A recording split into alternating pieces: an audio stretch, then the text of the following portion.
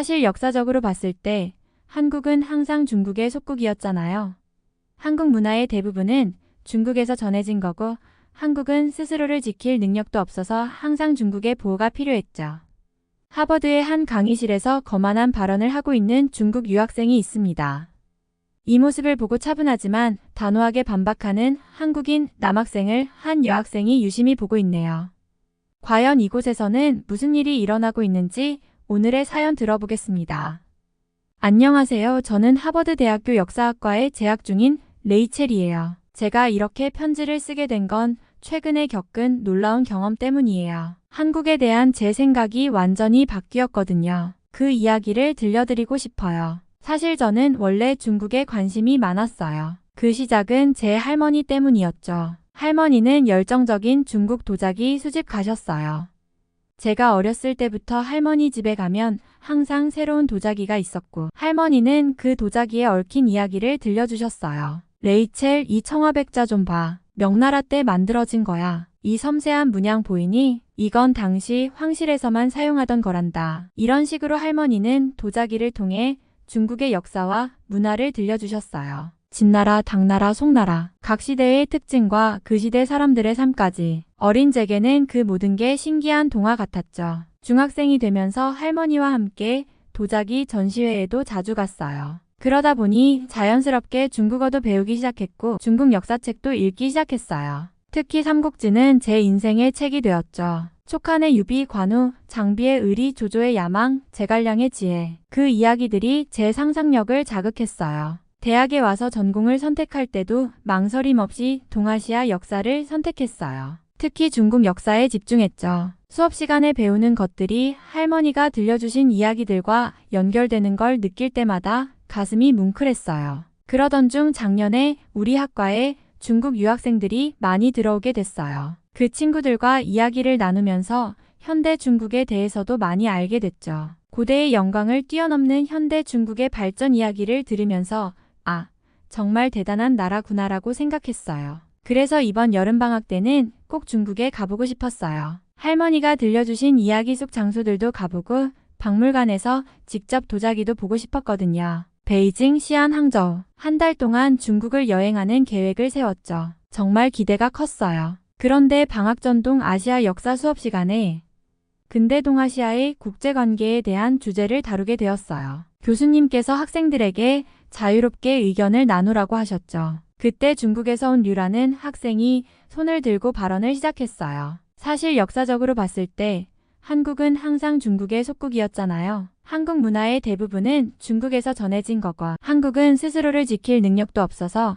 항상 중국의 보호가 필요했죠. 순간 교실이 조용해졌어요. 그때 교실 뒤쪽에서 한 학생이 손을 들었어요. 한국에서 온 민수라는 학생이었죠. 류 학생의 의견에 동의하기 어렵네요. 먼저 한국이 중국의 속국이었다는 것은 역사적 사실과 다릅니다. 고조선, 고구려, 발해 등 한국의 고대 국가들은 중국과 대등한 관계를 유지했고 때로는 중국과 맞서 싸우기도 했죠. 고려시대와 조선시대에도 한국은 독립국으로서의 지위를 유지했습니다. 민수는 계속해서 설명했어요. 문화적인 면에서도 한국은 중국의 문화를 수용하면서도 이를 한국적으로 재해석하고 발전시켰습니다. 한글 창제, 세종실록 등은 한국 고유의 문화적 성취입니다. 그리고 도자기 기술, 불교 사상 등 일부 영역에서는 오히려 한국이 중국에 영향을 주기도 했죠. 민수의 차분하지만 확신에 찬 목소리가 교실에 울렸어요. 또한 임진왜란 때 조선이 명나라의 도움을 받은 것은 사실이지만 이는 동맹 관계에서의 협력이었지 보호가 아닙니다.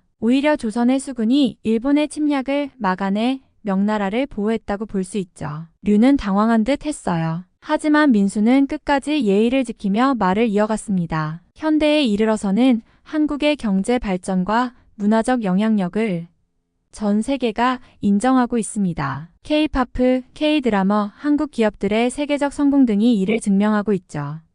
우리는 서로의 문화를 존중하면서도 역사적 사실에 기반한 올바른 이해가 필요합니다. 민수의 차분한 설명이 끝나자 교실은 잠시 조용해졌어요. 하지만 그때 류가 다시 손을 들었죠. 아니, 그래도 역사적 사실은 바뀌지 않아요. 류의 목소리에 약간의 흥분이 묻어났어요. 한국은 오랫동안 중국의 조공을 바쳤잖아요. 이건 분명 한국이 중국의 속국이었다는 증거예요. 민수는 눈썹을 살짝 찌푸렸지만 여전히 침착한 태도를 유지했어요. 류 조공 관계를 속국 관계와 혼동하시는 것 같네요. 조공은 당시 동아시아의 국제 질서였고 상호 이익을 위한 외교 관계였어요. 중국도 다른 나라에 조공을 보냈다는 기록이 있죠. 그러자 류가 반박했어요. 하지만 임진왜란 때 명나라의 도움이 없었다면 한국은 일본에 정복당했을 거예요. 이건 한국이 스스로를 지킬 수 없었다는 증거 아닌가요? 이번엔 민수의 목소리에 약간의 단호함이 느껴졌어요. 임진왜란 초기의 명예 지원이 중요했던 건 사실이에요. 하지만 전쟁의 판도를 바꾼 건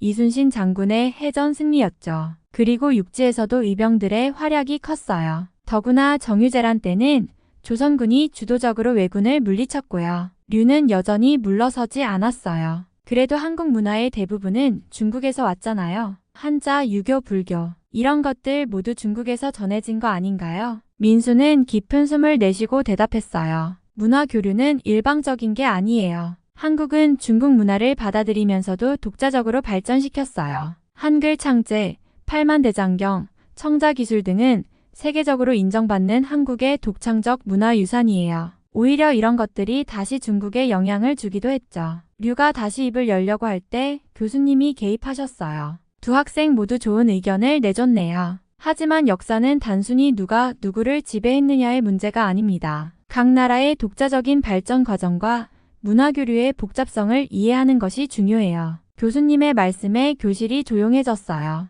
류는 여전히 불만족스러운 표정이었지만 더 이상 반박하지 않았죠. 민수는 차분하지만 확신에 찬 목소리로 류의 주장을 하나하나 반박했는데 그 모습이 정말 인상적이었어요. 토론이 끝난 후 저는 민수에게 다가가 더 자세한 이야기를 들었어요. 한국의 역사와 문화에 대해 이야기하는 민수의 눈빛에서 자부심과 열정이 느껴졌어요. 그 모습에 저도 모르게 마음이 끌리더라고요. 그 후로 한국에 대해 더 알고 싶어졌어요. 도서관에서 한국 관련 책을 찾아 읽기 시작했고 한국 영화와 드라마도 보기 시작했죠. 그러다 문득 떠올랐어요. 이번 여름 중국 여행을 계획하고 있는데 한국도 함께 가보면 어떨까? 마침 중국을 거쳐 한국으로 가는 항공권이 직항보다 저렴하더라고요. 이건 정말 운명 같은 기회라고 생각했어요. 중국에서 2주, 한국에서 1주를 보내는 여행 계획을 세웠죠. 민수에게 이 계획을 이야기했더니 한국에 대해 알아갈수록 더 매력을 느끼게 될 거라며 응원해줬어요. 민수의 응원을 받으니 한국이 더 가깝게 느껴졌어요. 그렇게 저는 설레는 마음을 안고 먼저 중국으로 향했어요. 할머니의 이야기 속 그 나라,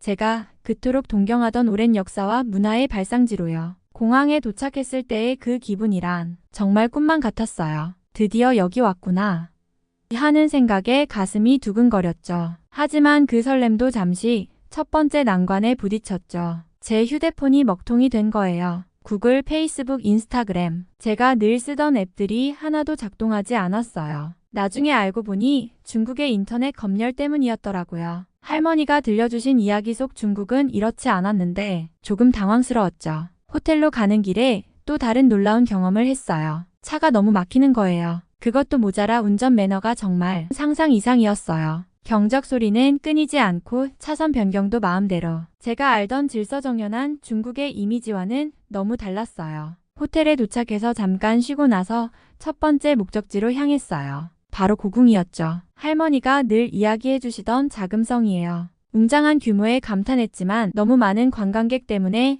제대로 구경하기가 힘들었어요. 게다가 더운 날씨와 미세먼지로 인해 숨쉬기도 힘들더라고요. 점심시간 현지 음식을 먹으러 음식점에 갔어요. 중국 요리를 정말 좋아해서 기대가 컸죠. 그런데 음식점 위생 상태가 너무 열악해서 놀랐어요. 씻기도 제대로 씻지 않은 것 같고 바닥도 지저분했어요. 음식은 기름지고 맵기만 해서 제 입맛에는 안 맞더라고요. 오후에 만리장성에 갔어요. 정말 장관이었죠. 하지만 관광객들이 너무 많아서 제대로 걷기도 힘들었고 중간중간 쉬어갈 만한 공간도 없었어요. 화장실을 찾아 한참을 헤매다가 겨우 찾았는데 그 상태는 차마 말로 표현하기 어려울 정도였어요. 다음날 제가 그토록 보고 싶어 했던 도자기 박물관에 갔어요. 드디어 할머니가 말씀해주신 그 아름다운 도자기들을 실제로 보게 된 거죠. 정말 감동적이었어요. 하지만 이상하게도 많은 전시품들이 복제품이라고 쓰여 있더라고요. 진품은 어디 있는 걸까?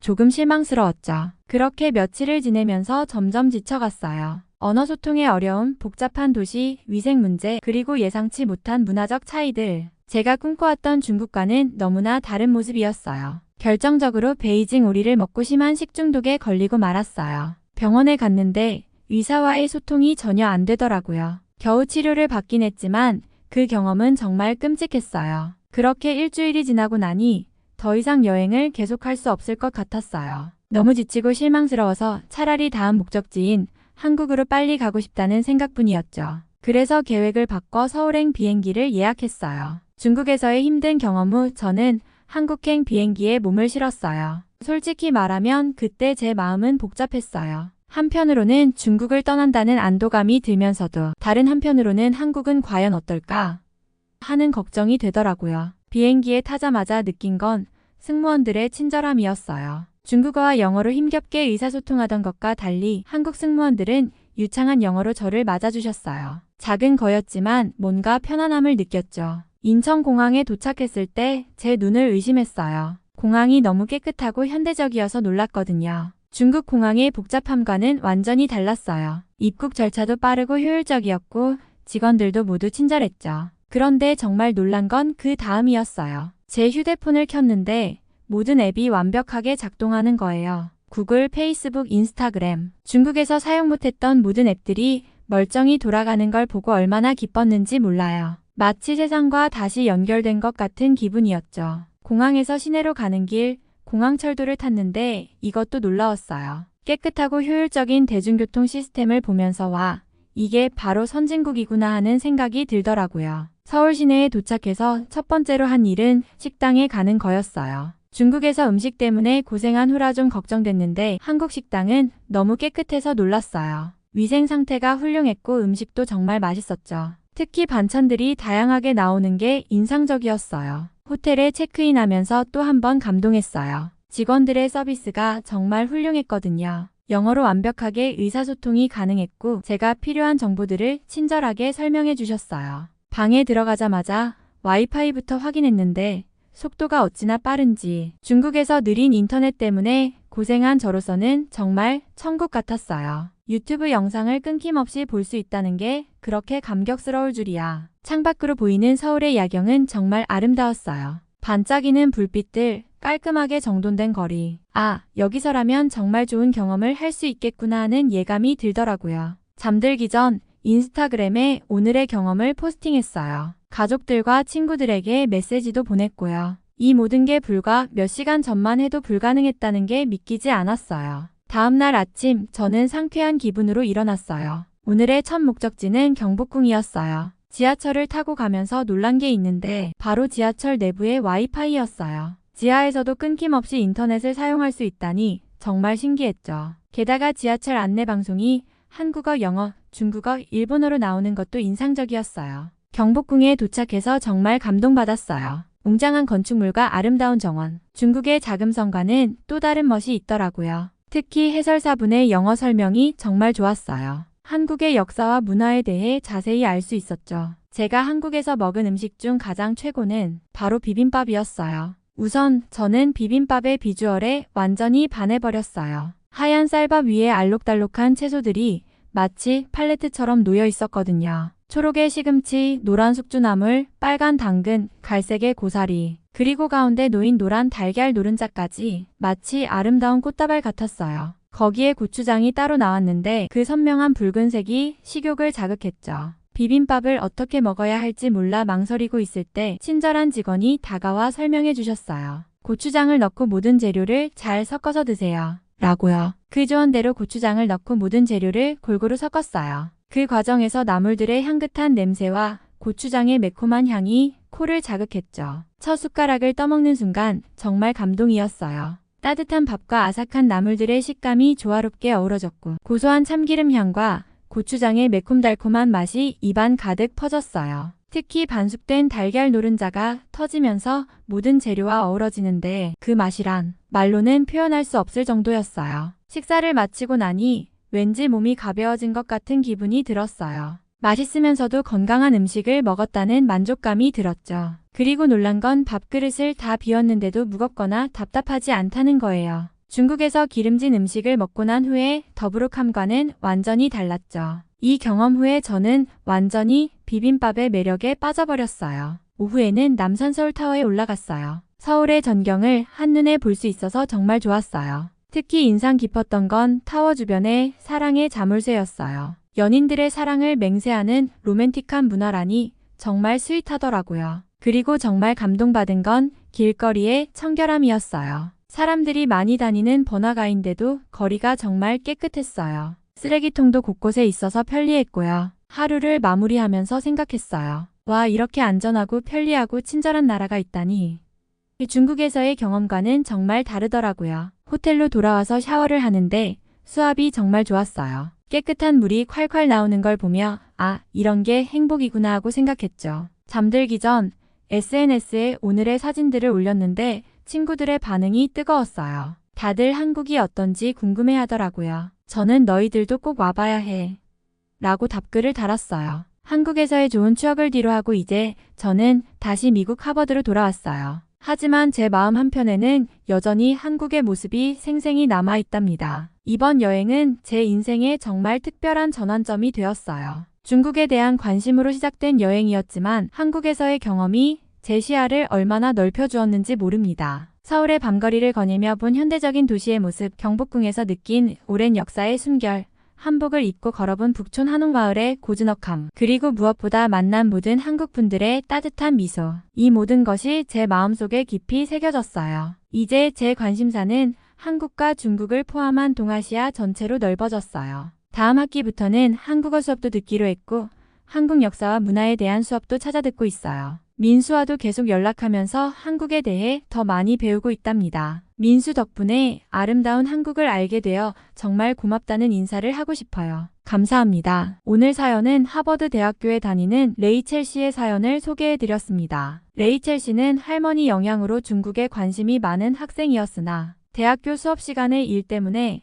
한국에 대해 궁금함을 느끼게 되었다고 하네요. 방학을 맞아 중국과 한국에 여행을 왔고 한국에서 좋은 추억을 쌓게 되었다고 해요. 사연 보내주신 레이첼 씨께 감사드리고 영상 시청해주신 시청자님들과 구독자님들께도 감사드립니다. 오늘의 이야기가 마음에 드셨다면 구독과 좋아요 부탁드립니다. 감동포켓은 계속해서 여러분께 좋은 이야기를 들려드리도록 하겠습니다. 다음 영상에서 또 인사드리겠습니다.